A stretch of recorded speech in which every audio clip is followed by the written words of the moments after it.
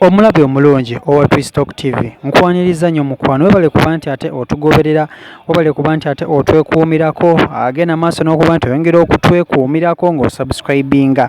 Kakati olunaku olwaleero Rema Namakula ssaako ne bbaawe Dr. Amuza Ssebunya bavuddeyo ne bata ebifaananyi ne balaga omwana waabwe gwe baakazaala amanyiddwa nga Baby Aliyah. Yes, Baby Aliyah ono ye mwana Rema ne Dr. Amuza Ssebunya gwe balina kati n'ekyo ng'okigaseeko balina n'abaana abalala okuli Amalu kubanga naye kati yafuuka mwana waabwe. Kakati olunaku olwaleero ebadde birthday akiika ey'omwana ono Baby Aliyah era nga Rema ne Amuza beeraze love ssaako n'okwongera okukakasa abantu nti bo baamala. Rema Namakula avuddeyo n'ateeka obubaka obugenda maaso n'okuba nti busiima omwami Dr. Amuza Ssebunya n'agamba nti taata yenna bw'omulaba ng'atunuulira omwana we mu maaso bw'atyo bannange kitegeeza asaana n'omwongera abaana abalala. Era kati Rema Namakula ali mu nteekateeka za kuba nti ate ayongera Dr. Amuza Ssebunya abaana abalala bonna baayagala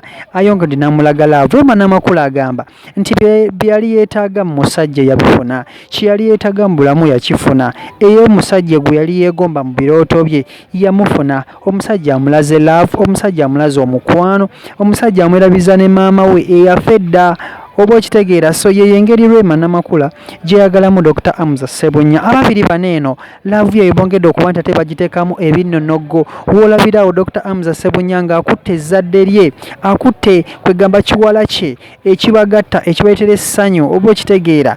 Baali banoonya omwana nga bannayuganda batadde ku pressure, omwana baamufuna era kati kwe kulumya ogenda mu maaso. Rema Namakula ayongedde okusuusuuta omwami ono Dr. Amuza Ssebunya ng'agamba nti bye yali yeetaaga mu musajja yakifuna. Abantu bangi bavaayo ne bano kugamba ekintu ekisinga okusanyusa abakyala kwe kuba nti afuna omwami amwagala, afuna omwami amusapootinga. So Rema Namakula agamba nti omwami ono Dr. Amuza Ssebunya amusapootinze bambi, buli kimu amusapootinze, agumidde ebigambo by'abantu. Abantu bangi bavaayo ne bagamba nti Rema Namakula ne Dr. Amuza Ssebunya laavu yaabwe ejja kwendinga intiyazi, naye laba bali myaka 3 nga baagalana, bafunye omwana, bali basanyufu, bali bonna. Ebigambo ebigenda maaso n'okuba nti ate byayogerwa nti Rema Namakula abika yawasa Dr. Amuza Ssebunya byonna tebaabifaako. Bagenze maaso n'okuba nti baprovinga abantu nti love wakati w'omwami n'omukyala yesinga okuba nti ate ey'amakulu si bigambo by'abantu.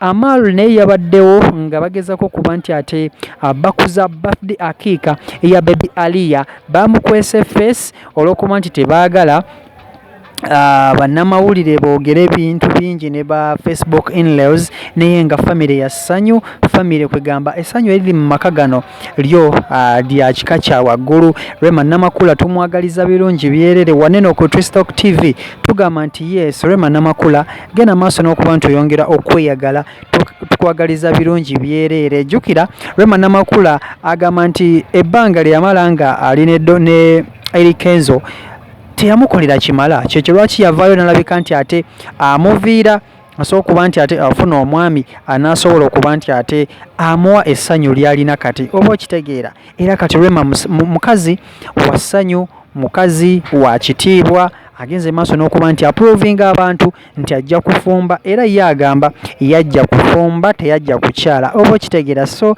Rema Namakula ne Dr. Amuza Ssebunya beebo nga bagenda maaso n'okuba nti ate beeyagala. Mubeere bulungi, mweraba.